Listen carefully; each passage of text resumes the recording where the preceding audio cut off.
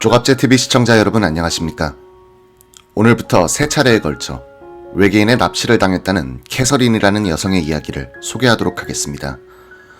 존 맥 하버드 의대 정신과 과장이 22세의 캐서린이라는 여성을 처음 만난 것은 1991년 3월이었습니다. 캐서린은 음악을 전공하는 학생으로 나이트클럽에서 손님들의 입장을 관리하는 직원으로 일하고 있었습니다. 캐서린은 맥 박사에게 연락해 얼마 전인 2월 말 일을 끝내고 발생한 사건을 소개했습니다. 그녀는 이날 자정쯤 일을 마친 뒤 집으로 돌아가는 길이었습니다. 집은 보스턴 인근인 소머빌이었는데 이를 통과해 계속 북쪽을 향해 달렸다고 했습니다. 새로 산 자동차에 길을 들이기 위해 고속도로에서 조금 밟아야 되겠다는 생각이 들었다고 합니다. 이후 그녀는 집에 돌아왔는데 이날 일어난 45분간의 기억이 사라져버렸다고 했습니다. 캐서린은 다음날 정오쯤 일어났는데 뉴스에서는 보스턴 인근에서 UFO가 목격됐다는 소식이 나오고 있었습니다. 뉴스 앵커는 혜성이나 별똥별이었을 수 있다고 했는데 캐서린은 혜성이라면 그냥 하늘에서 사라지는데 하늘에서 수평으로 이동했다는 것을 이상하게 생각했습니다. 당시 한 경찰관과 그의 부인이 이런 현상을 목격했는데 이들 역시 혜성의 움직임이 아니었다고 했습니다. 캐서린은 전날 밤 무슨 일이 일어났는지는 기억이 나지 않지만 UFO 이동 궤도가 자신이 이동하던 방향과 일치한다는 것을 깨달았다고 했습니다. 캐서린은 맥 박사와 처음 만난 자리에서 이와 같은 이야기를 했습니다. 맥 박사에 따르면 캐서린은 무언가 계속 미안해하는 모습이었다고 했습니다. 맥 박사의 시간을 낭비하는 것 아닌가 걱정하는 것으로 보였다고 했습니다. 캐서린은 이후 9세 때 꿨던 꿈 이야기를 했습니다. 어떤 무서운 생명체를 봤는데 손가락이 매우 길었다고 했습니다. 이 생명체가 갑자기 자신의 뒤로 와 몸을 잡았다며 이 생명체의 손은 차가웠다고 했습니다. 캐서린은 어머니를 부르려고 했으나 소리가 나오지 않았다고 했습니다. 캐서린은 바로 직전 크리스마스인 1990년 크리스마스 때도 이상한 꿈을 꿨다고 했습니다. 알래스카에 거주하는 어머니의 집을 방문했을 때인데 우주선 같은 것을 봤다고 했습니다. 이 우주선에 있는 방 안에서 커다란 수족관 같은 것을 봤다고 했습니다. 실제로 일어난 일인지 꿈인지 헷갈린다고 했습니다. 이런 내용은 최면이 아닌 맨정신에 다뤄졌습니다. 맥 박사는 캐서린에게 그가 겪은 일들이 다른 UFO 납치 현상에서도 자주 나타나는 일이라고 했습니다. 며칠 동안 더 떠오르는 기억이 없는지 차분히 생각해보고 한 주 뒤에 전화를 달라고 했습니다. 맥 박사는 캐서린이 전화를 하지 않자 직접 전화를 했습니다. 캐서린은 아무것도 떠오르지 않았고 전화를 해봤자 바보처럼 보일까봐 전화를 하지 않았다고 했습니다. 직장을 옮기기 위해 이력서를 쓰고 하느라 바쁘다고도 했습니다. 맥 박사가 캐서린의 연락을 받은 것은 이로부터 9개월 후입니다. 캐서린은 맥 박사에게 보낸 편지에서 기억이라고 하기엔 너무 거창하고 인상 같은 것을 떠올리게 됐다고 했습니다. 턱 밑에 있는 작은 일자 모양의 상처가 있는 것을 발견했는데 어떻게 발생한 것인지 모르겠다고 했습니다. 맥 박사와 캐서린은 이로부터 8개월 동안 총 5차례의 최면 치료를 진행했습니다. 치료 이외에도 자주 만나 이야기를 나눴습니다. 이때는 캐서린이 음악 전공을 그만두고 심리학을 전공하기 위해 대학원에 진학했을 때입니다.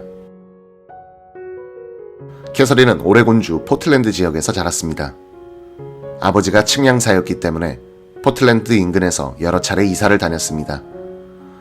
캐서린이 어렸을 때 그의 아버지는 척추에 장애가 생겨 일을 그만둬야 했습니다. 집에서 물건을 고치거나 목수일을 하며 시간을 보냈고 다른 사람들이 부탁하는 잡일을 하며 생활을 이어갔습니다. 그러다 술독에 빠져 여러 어려운 시간을 보냈습니다. 술에 취하면 사라져버리고 감정 조절을 하지 못했습니다. 어느 날은 캐서린이 방 청소를 하지 않았다는 이유로 딸의 짐을 모두 쓰레기통에 집어넣고 태워버렸습니다.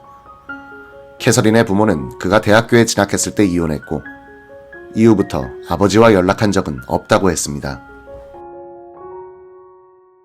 캐서린의 어머니 이름은 수잔이며 장애가 있는 아이들을 가르치는 교사로 근무했습니다.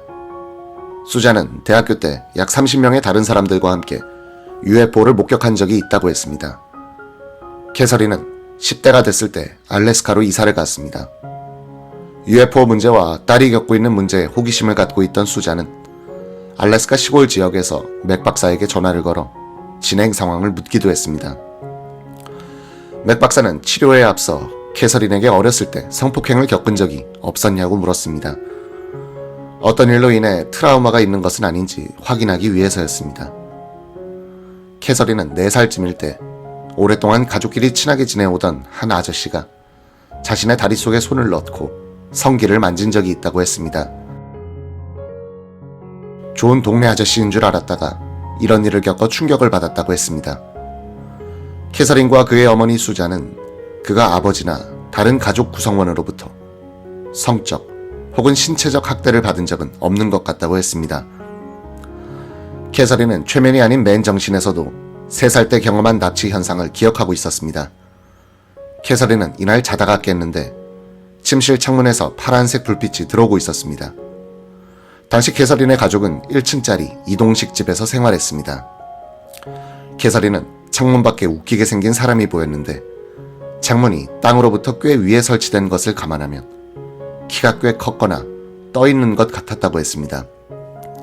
창문을 통해 그의 가는 몸통 전체를 볼 수 있었다고 했습니다. 이 생명체는 큰 검정색 눈을 갖고 있었고 턱선은 날카로웠다고 합니다. 코는 사람 코같이 생긴 게 아니라 그냥 얼굴에서 조금 튀어나와 있는 것 같았다고 했습니다. 옷은 아무것도 걸치지 않고 있었고 뒤쪽에서 오는 빛 때문인지 파란색으로 보였다고 했습니다. 갑자기 이 생명체는 창문으로 들어오려 했다고 합니다. 캐서린은 불빛이 쏘아지자 그가 방 안으로 들어와 버렸다고 했습니다. 어머니를 부르고 싶었지만 목소리가 나오지 않고 움직일 수도 없었다고 했습니다. 이때 이 생명체가 무언가를 하더니 그녀 역시 하늘로 떠오르기 시작했다고 했습니다. 이때 창문 밖에서 비슷한 생명체 5-6명을 더 봤다고 했습니다. 거실에서 무언가를 들어 올렸다가 다시 내려놓는 등 아주 빠르게 무언가를 했다고 했습니다. 그렇게 붕붕 떠서 집 밖으로 나갔더니 불빛이 하나 보였고 우주선 같은 게 있었다고 했습니다.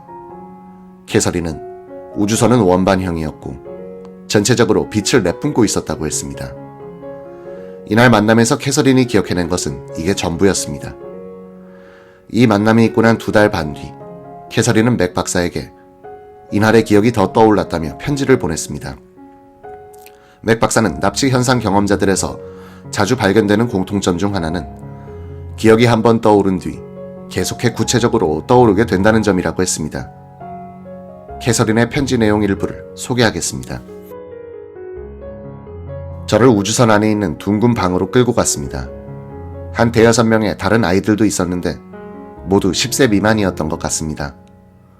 그런 뒤 키가 조금 큰 여성 같은 생명체가 저에게 다가오더니 같이 놀래? 라고 물었습니다. 어린이집 선생님 같은 느낌을 받았습니다. 졸리고 조금 혼란스럽기는 했지만 알겠다고 했습니다.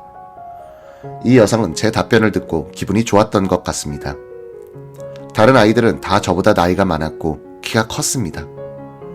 이 여성은 방 한쪽에서 금속 공 같은 것을 갖고 왔는데 이 공은 하늘에 떠 있을 수 있었습니다. 다른 아이들도 이를 날려보려고 했지만 그녀처럼 잘하지는 못했습니다. 이 공은 벽에 부딪히면 쨍 하는 소리를 냈습니다. 이 여성은 우리들이 노는 것을 보고 재미있어 하는 것 같았습니다. 그러자 그녀가 제게 다가오더니 너도 해볼래? 라고 물었습니다. 저는 네 라고 소리쳤습니다. 저보다 나이가 많은 아이들 앞에서 잘해내고 싶었습니다. 그녀는 제게 금속 막대기 같은 것을 줬습니다. 약 30cm 정도 되는 막대기였습니다. 끝부분에는 안테나가 달려 있었습니다. 이 막대기는 리모컨 같은 거였는데 이를 통해 공을 움직일 수 있었습니다. 공을 공중에 멈추게도 하고 갑자기 방향을 확 틀어보기도 했습니다. 제가 나이가 더 많은 아이들보다 훨씬 잘했는데 이들은 저를 기분 나쁘다는 식으로 쳐다봤습니다. 이 여성은 약 1분 뒤 제게 와 막대기를 다시 가져갔습니다. 제 시간이 다 된 거였죠.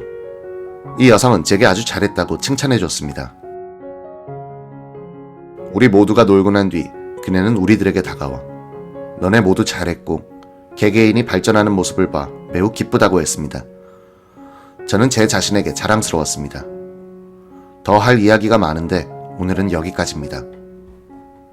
캐서린이 떠올린 두 번째 기억은 7세 때 일어난 일입니다. 이는 맥 박사와 진행된 세 번째 최면 치료 과정에서 기억하게 됐습니다. 당시 상황을 떠올리는 것을 목표로 한 최면 치료가 아니었으나 갑자기 떠오르게 된 경우였습니다. 이날 캐서린은 친구 한 명의 집에서 친구 3명과 함께 놀았다고 했습니다. 캐서린은 친구들과 놀다가 갑자기 이 집 근처 골목길에 한 아줌마가 공작새를 키우는 집이 있는데 이 새가 갑자기 보고 싶어졌다고 했습니다. 비가 오던 날이었고 골목길은 진흙탕이었다고 했습니다. 캐서린은 공작새 주인 아주머니가 밖으로 나와 혼내면 어떻게 하나 걱정했다고 했습니다. 캐서린은 공작새 쪽으로 돌들을 던져 이 새가 아름다운 날개를 펼치는 모습을 보고 있었습니다.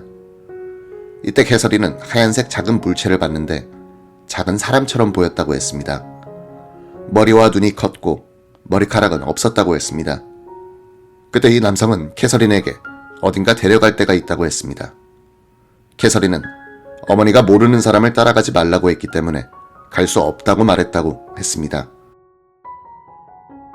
그럼에도 그는 걱정하지 말라며 캐서린의 팔을 잡고 끌고 갔다고 했습니다. 최면 과정에 빠져있던 캐서린은 이를 설명하며 울기 시작했습니다. 캐서린은 맥 박사 앞에서 계속 울며 그가 나를 끌고 가는데 하늘을 날고 있고 밑에 있는 모든 것들이 보인다고 했습니다. 캐서린은 무언가 구멍 같은 것을 통과해 방 안 중간으로 들어가게 됐다고 했습니다. 캐서린은 이 작은 생명체가 자신의 키와 비슷했다고 했습니다. 캐서린은 이 생명체를 때리려고 했는데 몸이 움직이지 않았습니다. 이 생명체는 캐서린이 그렇게 하려는 것을 보고 웃는 것 같았다고 했습니다. 캐서린은 내 머릿속에서 그가 그렇게 말하는 것처럼 들렸다고 했습니다. 캐서린은 이 작은 남성은 다른 방으로 가더니 무언가를 들고 다시 들어왔다고 했습니다. 캐서린은 그걸로 뭘 하려고 하느냐고 물었더니 그는 아주 작게 찢을 거야 라고 했습니다. 캐서린은 안 된다고 소리를 쳤다고 했습니다. 그러자 이 남성은 우리는 그래야만 한다며 과학 연구용이다 라고 했습니다. 캐서린은 왜 다른 사람이 아닌 나여야만 하느냐며 싫다고 계속 소리쳤습니다. 이 남성은 새로운 피가 필요하기 때문이라고 했습니다. 이 남성은 캐서린의 왼쪽 손 4번째 손가락 위를 살짝 찔렀습니다. 캐서린은 생각했던 것보다 아프지는 않았다고 했습니다. 이 남성은 금속으로 된 안약같이 생긴 물체로 피를 뽑아 그 안에 피를 담았다고 합니다. 이 남성은 샘플을 채취하고 난 뒤 집에 돌려보내주겠다고 했습니다. 캐서린은 왜 이유를 말해주지 않느냐고 했습니다. 이 남성은 너희 행성을 연구하고 있다고 했습니다. 캐서린이 우리 행성에 뭔 문제가 있느냐고 묻자 그는 피해를 멈추려고 한다고 했습니다. 무슨 피해냐고 물으니 오염으로부터 오는 피해라고 했습니다. 캐서린이 잘 모르겠다고 하자 그는 언젠가 알게 될 거야 라고 했습니다. 그런데 그는 캐서린을 데리고 다시 지상으로 내려갔다고 합니다. 그는 캐서린을 떠나며 다시 찾아오겠다 라고 했다고 합니다. 캐서린은 다시 공작새가 있는 골목길로 돌아오게 됐다고 했습니다. 무서워서 친구들이 있던 집으로 뛰어갔다고 했습니다. 캐서린은 하늘에서 보낸 시간이 약 15분 정도였던 것 같다고 했습니다. 친구들은 TV를 보고 있었는데 캐서린이 나갔다 온 것을 눈치채지 못했다고 했습니다. 캐서린은 집으로 돌아오자 이 생명체와 있었던 일들이 서서히 지워지는 것 같았다고 했습니다. 그러다 잠깐 밖에 나갔다 온 기억만 남게 됐다고 했습니다. 캐서린의 왼손 약재는 아직도 작은 말발굽 모양의 상처가 있는데 그는 어디에서 이 상처가 생겼는지 모르겠다고 했습니다. 캐서린이 성인이 돼 겪은 납치 경험은 1990년 크리스마스 즈음에 일어났습니다. 당시의 상황은 맥 박사와의 첫 2차례 최면 치료에서 다뤄졌습니다. 캐서린의 어머니가 거주하던 알래스카의 이동식 집은 외진 곳에 있었습니다. 가장 가까운 곳에 있는 마을로부터도 약 10km 떨어져 있는 거의 아무도 살지 않는 곳이었습니다. 캐서린은 이상한 꿈을 꾼 것이 크리스마스로부터 하루나 이틀 뒤였던 것 같다고 했습니다. 캐서린은 우주선에 있는 방 같은 곳에 자신이 누워 있었던 기억은 있는데 아무리 기억을 떠올려내려고 해도 떠올려지지 않았다고 했습니다. 최면 과정에서 기억을 떠올려내기 시작한 캐서린은 우주선 같은 곳에 있었고 꿈이 아니었던 것 같은 인상이 든다고 했습니다. 캐서린은 이때의 기억을 떠올리며 두려움에 떨고 있는 것 같았습니다. 맥 박사는 현실 세상에서는 아무 일도 없을 테니 걱정하지 말라고 계속 말해줬습니다. 캐서린이 떠올린 기억입니다. 한밤중에 집 복도를 나서 거실에 가보니 엄청나게 큰 우주선이 뒷마당에 있었어요. 이 우주선은 지상에 세워져 있었고 원반형이었습니다.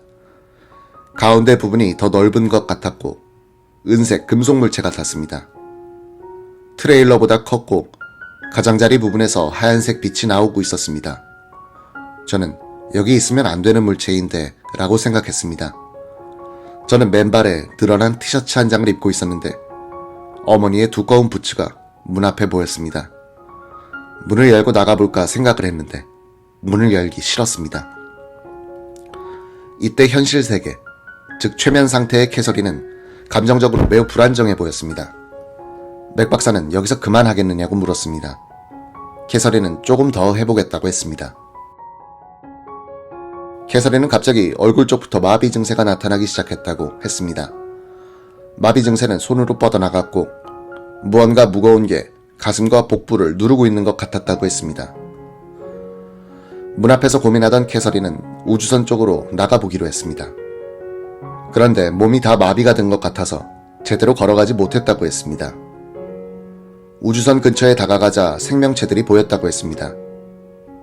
5명이 있었는데 옷을 아무것도 입지 않고 있는 것 같았다며 여긴 한겨울의 알래스카인데 옷을 입어야 하지 않나 하는 생각이 들었다고 했습니다. 이 생명체들에서는 뭔가 금색에 반짝이는 빛이 나왔다고 했습니다.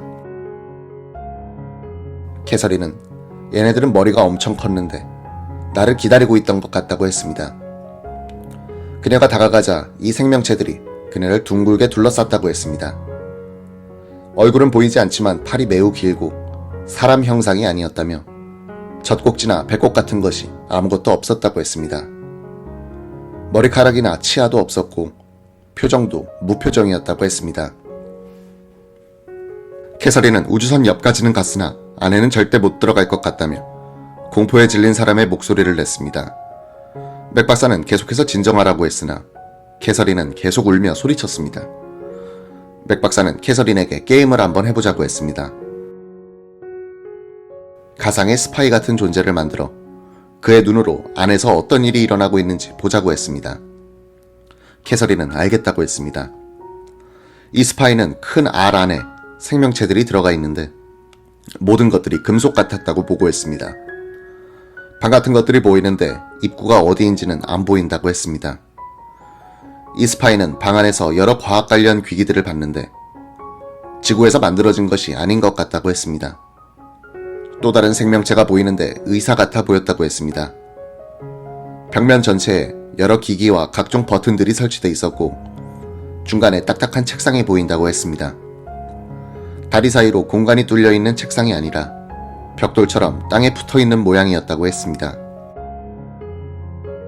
캐서린은 조금 진정을 찾은 것 같은데 기억이 다음 장면으로 넘어갔습니다. 몸이 떠오르더니 이 방 안으로 흘러가게 됐다고 했습니다.